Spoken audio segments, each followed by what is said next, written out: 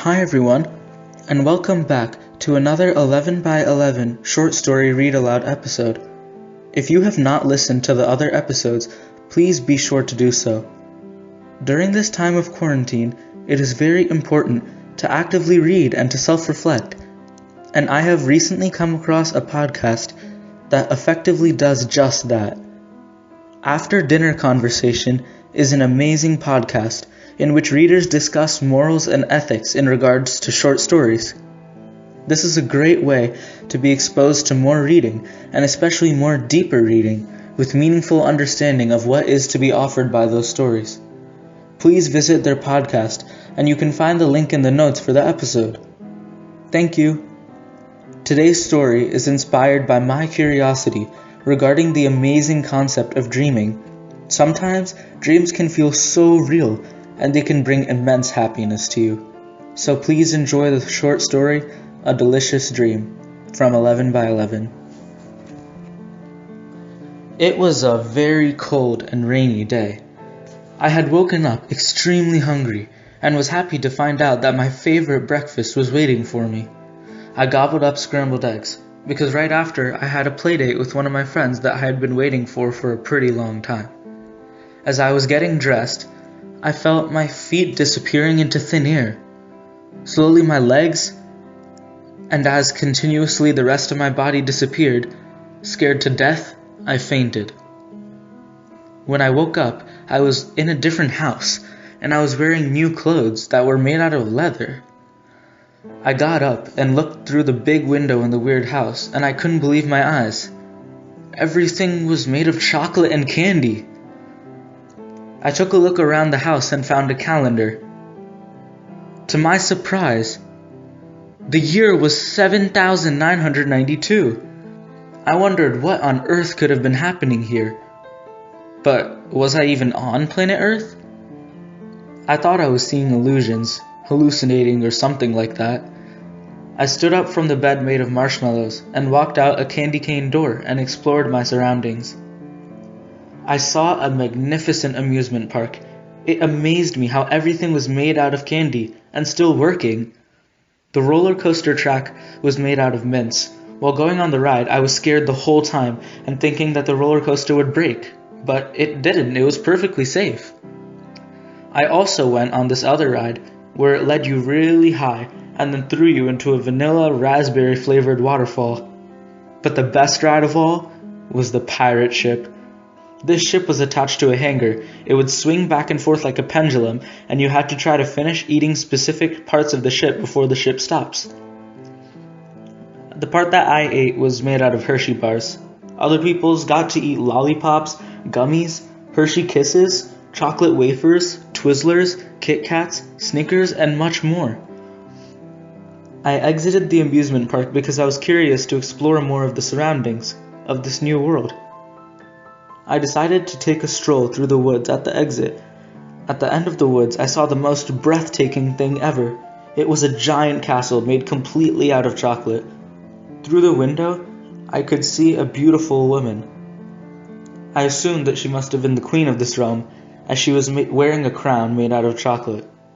As I reached the door, a guard asked me to state my business. I told him the whole story of how I got transported here from my own world, and my surprise for everything being made out of candy. The guard thought I was insane and didn't believe me, so he grabbed my wrist and was about to throw me when I heard a voice. The strange thing was that the voice sounded familiar. Who was it? I looked up and saw the queen that I had seen earlier in the window. She told the guard to let me go, and he did. To my surprise, the queen asked me to come inside and told me that she believed my story. We went to her bedroom to have a private conversation. "Shh! It's me," she said. I was so confused. She ripped off her chocolate skin to show her normal self. A girl with a dress that I surely recognized. Only one person could have looked like that and worn that dress. Sarah? Yes, it's me. You know how I disappeared 3 years ago? Well, I got lost here, big bro. Sarah, I missed you so much.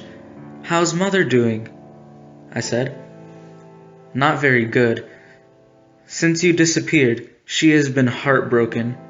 So what's up with the chocolate skin and being the queen of this random place? Oh, when I got here, I fell into a pool of chocolate, said Sarah. This realm's king and queen had died, so they were looking for a chocolate-born to be the new king or queen. A chocolate-born is someone who is born and made completely out of chocolate. They thought that I was the chosen one, and they crowned me the queen. After a few hours, the chocolate dried enough so that it became a skin that I could put on and take off. I wear it when I'm in public, but I wear the dress that you gave me for my birthday that year when I'm alone. I knew that it was you, because your story was the same of mine. And then when I saw you, I recognized you as my brother. Don't you want to come home, Sarah? I asked. Well, yeah. Why didn't you go then? I said. I didn't go because I'm not allowed to, exclaimed Sarah. They're scared of losing a new queen, so I can't even leave the castle. Even when I told them that I'm not really a chocolate-born, and I showed them my form without the chocolate skin, they just laughed and didn't believe me. I can tell you where to go to escape. What about you, Sarah? I can't leave you behind. I've just found you after so long. Wear this ring, said Sarah. When you escape, I will teleport back with you, if the ring is on your finger. I will wear it at all times, I promised. So listen, said Sarah. Go to the amusement park exit, and instead of going through the woods, turn left and you will see another pathway. Follow the path until you come across a great giant tree with no chocolate or candy near it. Make sure to eat some food before you leave because it's a long journey. And when you get there, offer the tree some of the best food that you have. Place the food all right next to the bottom of the tree and wait. In a little while, all of the food will be eaten, and the tree will tell you how to get back to our normal world. I set off for the tree. The pathway was beautiful, with giant Smarties growing all over the trees. Finally, I knew I was there. It felt so nice to be away from chocolate or candy for a little bit of time. I placed bread, meat, wine, and all sorts of candy at the bottom of the tree. Suddenly, I saw something that I hadn't ever seen before in this land. I saw animals. Something was unusual though. They were different from normal animals. The lion had a mane made out of Twizzlers. A bird had a beak made out of wafers. A giraffe's spots were made out of chocolate. A squirrel had Hershey Kisses for eyes. All the animals had some sort of chocolate or candy feature to distinguish them. After a while, the great tree spoke. He said to bring chocolate from the chocolate ocean so he could make a potion to bring me back to my own world. I left, and on the way, saw a park and decided to walk to it. It was very hot and humid, but somehow nothing melted or got sticky.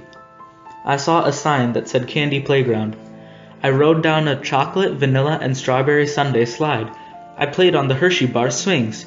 One Hershey bar was even half eaten. I saw another sign that said, "Go this way to get to the chocolate ocean." Yes, I had found it. The sign even said that the ocean was edible. For that matter, everything was edible in this world, I guess. Before collecting some chocolate, I decided to take a swim. I swam in the huge chocolatey ocean. It was difficult to swim, but certainly tasty. After a while, it became so hard that my arms failed me, and I started to sink and I couldn't breathe. I passed out. Was I going to die? Was I going to drown?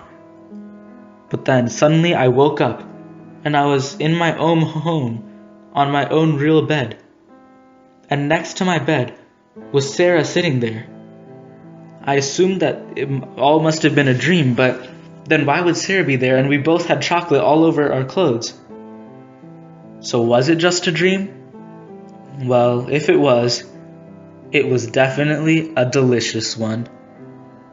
Thank you so much for listening, and please be sure to leave a rating and review. And also, check out After Dinner Conversation. Thank you.